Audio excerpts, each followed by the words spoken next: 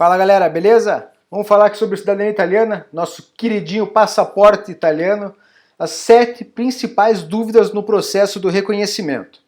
Originalmente eram 10 dúvidas que eu consegui levantar no grupo de cidadania, só que 2 dessas dúvidas eram dignas de um vídeo exclusivo, então eu gravei o vídeo, a primeira dúvida que era passo a passo completo do processo, vou deixar o card aqui em cima para você ver se você ainda não viu. E a segunda era os custos do processo, quanto que você gasta. Também eu vou deixar o card aqui para você assistir. Bom, sobraram 8. Uma dessas dúvidas era sobre possíveis golpes que podem ser aplicados durante o procedimento lá na Itália, principalmente por assessorias. Eu não tenho conhecimento sobre esses golpes, eu fiz o meu processo sozinho justamente para evitar cair em qualquer golpe, então como eu não tenho conhecimento eu eliminei essa e ficaram 7 dúvidas. Então vamos lá, 7 dúvidas sobre cidadania italiana na Itália. Vou deixar aqui na descrição o link do blog, onde eu conto toda a minha história e falo sobre o procedimento de reconhecimento. Então se você gosta de ler, dá uma olhada lá no blog. E também tem o link do e-book, onde eu falo sobre 7 dicas valiosas para você acelerar o seu processo lá na Itália. Dá uma olhada nesses 2 links e eu também vou deixar aqui na descrição o índice para você poder pular entre as dúvidas, beleza? Vamos lá. Dúvida número 1, comune bom para fazer o processo. Então, qual que é o lance? Não tem como uma pessoa falar qual que é um comune bom para fazer o processo, porque automaticamente, quando uma pessoa coloca um conteúdo na internet e fala que um comune é bom, vai entrar um monte de gente nesse comune e ele vai se tornar um comune ruim. Então, não tem como você apontar um comune e dizer que ele é bom. Inclusive, ele pode ser bom hoje e daqui a um mês ser ruim. Então não tem como você falar um determinado comune. Mas você pode falar sobre dicas de como achar um comune bom. Então, por exemplo, achar um comune que tenha entre 5 e 20 mil habitantes. Por quê? Menos de 5 mil habitantes é um lugar muito pequeno. Tá? Pouca gente, você pode ter dificuldade de convivência ali, dificuldade de ir em mercado, essas coisas. E também o comune pode ter uma estrutura muito precária, ter somente um funcionário no stato civile, esse tipo de coisa. Então, no mínimo que tenha 5 mil habitantes. E no máximo 20, pode ser que seja 30 também, mas assim, tente não extrapolar esses números, porque daí vai ser um comune muito grande, com muita gente e logo muita demanda para o ufficio do stato civile, que é responsável pelo seu processo. Então, procure entre esse número. O comune que eu fiz tinha, se não me engano, 13 mil habitantes. Número 2, muito importante, a acessibilidade. Procure um comune que tenha uma stazione, que é uma estação de trem. Então, tem comunes pequenos que você não consegue acessar por trem, você tem que pegar ônibus. Isso é terrível, porque você vai sair da cidade, você quer viajar, fazer alguma coisa, você fica dependente do ônibus. E o trem é muito melhor, a malha ferroviária da Itália é maravilhosa, você tem trem o dia inteiro a um baixo custo. Então, procure um comune que tenha uma estação de trem. Por favor, não esqueça disso, tá? E número 3, use o Airbnb. Você tem que usar o Airbnb não só para achar o imóvel, mas para achar um comune bom também. Porque você vai usar como métrica para ver se ele é bom a quantidade de imóveis. O que adianta você ficar pesquisando sobre aquele comune se ele não tem nenhum imóvel? Você não vai ter onde morar. Então, você pode utilizar o Airbnb, o mapa do Airbnb, para procurar comunes. Beleza? Então, dica número 1 é essa, sobre comunes. Número 2, como solicitar a certidão de nascimento do seu antenato italiano. Bom, você tem que estar em posse das informações dessa certidão. Nome do seu antenato, data de nascimento, pelo menos o ano, e o local, o comune. Você tem que ter essas informações. Uma vez com elas, você vai entrar no Google e vai colocar o nome do comune e vai escrever e-mail stato civile. E aí você vai achar nos resultados os e-mails, os possíveis e-mails desse comune, dos responsáveis. Às vezes é um e-mail geral e às vezes tem vários e-mails com o nome dos oficiais. Você tem que achar o responsável pelo ufficio stato civile. Tá? Se você não achar esse, você pode procurar também pelo Anagrafe. Aí você vai pegar esse e-mail, que não pode ser um e-mail PEC, um e-mail @PEC, alguma coisa, porque esse e-mail ele só recebe de outros e-mail PEC, que é tipo um e-mail registrado, tem que ser um e-mail sem esse PEC no meio, e você vai escrever solicitando, em italiano, óbvio, você pode usar o Google Tradutor, alguma coisa como vorrei chiedere Listrato di nascita di mio bisnonno, alguma coisa assim. Eu vou deixar aqui na descrição um textinho que você pode usar como referência. Claro, use como referência, não copie e cole simplesmente, tá? Número 3, como pagar pouco no processo sem assessoria. Bom, a verdade é que não tem como você pagar pouco. O processo de cidadania na Itália é caro, é um procedimento caro, você vai ficar um tempo morando lá. A Itália é um país caro, e você vive em euro. Você está gastando numa moeda que é muito mais forte que o real. Então, não tem como você gastar pouco. Ele é um processo caro. O que eu posso indicar para você é, junte dinheiro e se planeje. Planejamento vai fazer com que ele fique mais barato.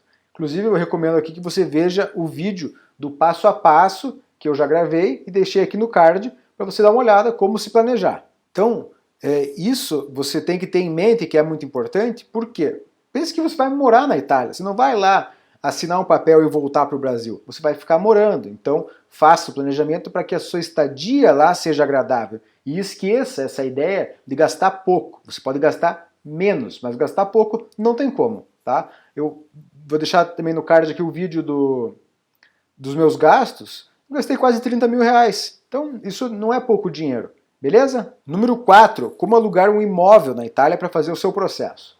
Quando eu estava indo para lá, o meu maior medo era esse, como achar o imóvel, por quê? Estava inseguro ainda com a língua, apesar de já falar um nível intermediário, estava inseguro, ia ter que lidar com imobiliária, aí ia ter que, depois de alugar o imóvel, né, para alugar o imóvel, contrato, enfim, comprovação de renda, aí depois ter que ligar a luz, ligar a internet, nossa, eu estava super preocupado com isso. Mas o que eu recomendo é que você faça a mesma coisa que eu fiz, que é procurar no Airbnb.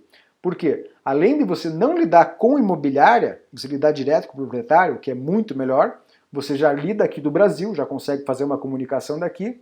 No meu caso, inclusive, eu fiz o contrato daqui, né? A pessoa fez o contrato, me mandou, eu assinei, mandei para ela, depositei o primeiro mês, depositei uma caparra, que é o depósito de segurança, eu saí com tudo redondo daqui do Brasil. E no Airbnb as taxas já estão inclusas, pelo menos foi esse o meu acerto com a pessoa. Então, taxa de lixo, internet, luz, TV, tudo incluso num pacote só. Em relação ao contrato, foi a pessoa que sugeriu fazer o contrato do tipo transitório, tá? E não o contrato habitativo, que é o que se recomenda. O contrato habitativo ele é de 12 meses no mínimo. E o contrato transitório ele foi feito com 3 meses.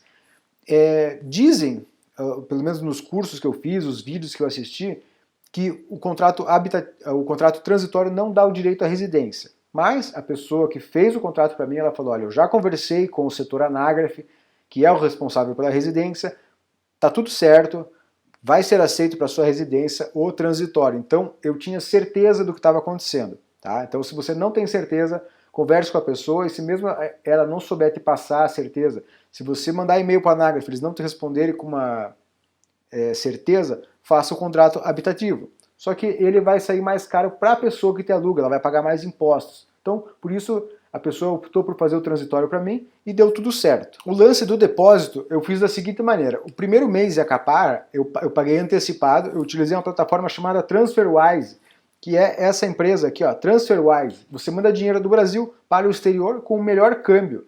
Você paga o câmbio comercial e dão o câmbio turismo. Se você quiser fazer o seu cadastro nessa plataforma, eu vou deixar o link aqui na descrição. E também tem o N26, que é um banco digital. Eu usava o banco digital porque eu mandava o dinheiro do Brasil, da minha conta, para a TransferWise e da TransferWise para o banco digital N26, que é um banco muito bom. O aplicativo deles é bem legal, você controla os seus gastos na hora. E eu vou deixar também o link na descrição, que se você fizer o cadastro com esse link, você ganha 5 euros, tá? Só que você tem que estar com a tua residência já na Itália, porque eles não mandam esses cartões aqui para o Brasil, você tem que ter um endereço lá na Europa. Ainda falando em locação de imóvel, a pessoa provavelmente vai te pedir uma cópia do seu passaporte brasileiro, ela pelo menos no meu caso pediu, eu tive que mandar, porque a pessoa precisa ter uma comprovação, né? O teu RG aqui não vale de nada, então mandei a cópia do passaporte brasileiro e também o Codice Fiscale. O que é o Codice Fiscale? É esse aqui, ó. Ele é como um CPF italiano, tá? Então é um número, só que esse Codice Fiscale pode ser que você consiga fazer no consulado. Eu não consegui fazer. Então o que eu fiz? Eu falei para a pessoa, olha, eu não tenho ainda o meu Codice Fiscale, mas eu sei o número dele. Porque quando você entra no site codicefiscale.com, tem um gerador lá. O número do teu Códice Fiscal é sempre o mesmo. Ele é baseado no seu nome, né, um algoritmo que calcula com base no seu nome, data de nascimento e local de nascimento. Então o número eu já sabia. Aí eu falei para a pessoa, olha, pode colocar no contrato o número, quando eu chegar aí a gente vai junto lá na Agenzia delle Entrate, que é uma espécie de Receita Federal, eu faço o meu Códice Fiscal e a gente já registra o contrato. E foi feito dessa forma. E a pessoa me pediu também um contrato de trabalho. Aí eu mandei lá um contrato, em português mesmo, que eu não sei nem se ela utilizou, né? Um contrato, na verdade, era uma folha de uma página ali só que eu mesmo fiz, só relatando porque eu trabalhava como autônomo, né? Então eu tinha um contratinho de gaveta. Então isso aí eu não sei dizer mais como que você vai fazer, só estou relatando como foi no meu caso. Número 5, validade dos documentos e certidões. Então, via de regra, existe uma validade de 6 meses desses documentos, mas isso não é válido de modo algum. Então, você vai ter que entrar em contato com o comune que você escolheu fazer o processo e vai perguntar para a pessoa, que é o oficial do Estado, o ufficiale de Stato, vai falar para ele, olha, minha certidão é essa, tá? No meu caso, eu vou falar como que eu fiz. As minhas certidões foram emitidas em 2015 e 2016.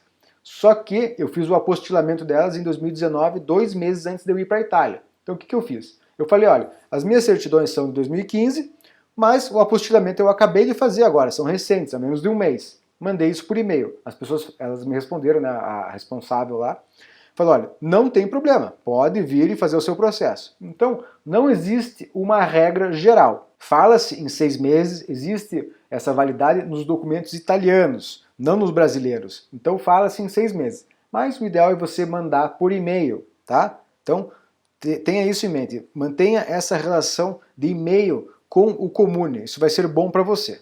6º lugar, como é o dia a dia de uma pessoa fazendo o processo de cidadania na Itália? Bom, eu acho que o dia a dia da pessoa vai variar muito. E como eu já disse em outro vídeo, tenha algo para você fazer, algum projeto, alguma coisa. Então pode ser que você trabalhe remoto, né? Você trabalha pelo computador e tem o seu emprego aqui no Brasil, pode ser que você seja um freelancer, ou então pode ser que você esteja fazendo algum curso, aprendendo o idioma, que eu já falei, sempre falo, você tem que aprender a falar italiano para fazer o processo, se não faz ele sozinho, sem falar italiano, é impossível, você tem que falar, não adianta falar inglês com os oficiais, ninguém vai te responder. Então, você pode fazer um curso, você pode fazer trabalho voluntário, sei lá, ache alguma coisa para ocupar os seus dias para você não ficar ocioso. Nem que você escreva um livro contando a tua história, escreva um blog, alguma coisa assim. Beleza? Bom, falando do dia a dia propriamente dito. Como eu já falei, você tem que achar um comune que tenha uma stazione, para você se deslocar mais fácil. Porque depender de ônibus é muito ruim. Então, ache um comune que tenha uma estação de trem, para você poder viajar, ir para Capoluogo, que é a capital. No meu caso, a Capoluogo era Bolonha. Então eu sempre ia a Bolonha 2, 3 vezes por semana, estava lá, conheci a cidade inteira, viajei um monte, fiz mochilão. Então o dia a dia vai depender principalmente da visita do Vigile, que é o primeiro passo. No meu caso, a visita ela ocorreu no 2º dia que eu estava na Itália, foi muito rápido. Por que eu estava tão tranquilo com o Vigile? Quando eu cheguei lá e dei entrada no processo, eu perguntei para a pessoa da Anagrafe, eu falei, como é que vai funcionar a visita? Eu tenho que ficar em casa? Que dia que ele pode passar, que horário que ele pode passar. Ela falou, viva normalmente a sua vida. Pode ser que ele passe várias vezes e se você não tiver, ele vai passar de novo. Simplesmente foi assim. Então, era uma coisa que me preocupava muito e no fim foi muito fácil, foi muito simples. Tá? Não estou dizendo para você fazer isso de ficar fora de casa, estou dizendo como foi a minha experiência. Tá? Você vai ter que conversar com a pessoa que é oficial lá, o Anagrafe do teu comune, para saber se você pode sair de casa, você tem que ficar preso lá com uma pedra no calcanhar. Beleza? Bom, além disso, eu ia todos os dias, quase todos os dias ao supermercado, que é diferente do mercato. Né? Então a maioria das cidades ela tem o mercato, que é uma feira que acontece toda semana. Então tem essa feirinha que acontecia às terças-feiras lá no meu comune, e tem o supermercado, que é uma rede grande de mercados que tem na Europa inteira, que chama-se Coop. Né? Um mercado bem grande, com uma variedade enorme de coisas. Eu ia lá quase todos os dias, então eu fazia exercício, eu corria pela cidade, né? Eu gosto de correr, Então, exercício, compras, feira, visita em cidades próximas, museu, você pode visitar, museu, você pode, enfim, conhecer o que der para você conhecer na região. Utilize bastante o Google Maps, o TripAdvisor. Inclusive, lá no comune que eu estava morando, tinha uma piscina pública, que eu, como residente, depois de confirmada a visita do Vigil, eu poderia ter utilizado essa piscina. Eu não usei, mas eu podia usar. Então, se você tiver num comune que tem uma piscina, era uma piscina com raia para nadar, né? Não para tomar sol. Então eu poderia ter ido, mas não me interessei. E a pergunta número 7, a última, é uma pergunta bastante recorrente, aí, que eu já vi em outros lugares também, sobre a derivação materna, a linha de transmissão quando tem mulheres, e o ano de 1948. Quando que tem que ser via judicial, quando que é via administrativa. Então, eu vou deixar o link aqui na descrição para você entrar no meu blog, onde eu explico detalhadamente, mas funciona de uma forma bem simples. Você tem uma mulher na linha de transmissão, que ano nasceu essa mulher? Você tem que pegar essa pessoa e olhar o filho dela. Não, o que importa não é ela, mas o filho dela. O filho dessa pessoa, independente se é homem ou mulher, nasceu antes ou depois de 1948.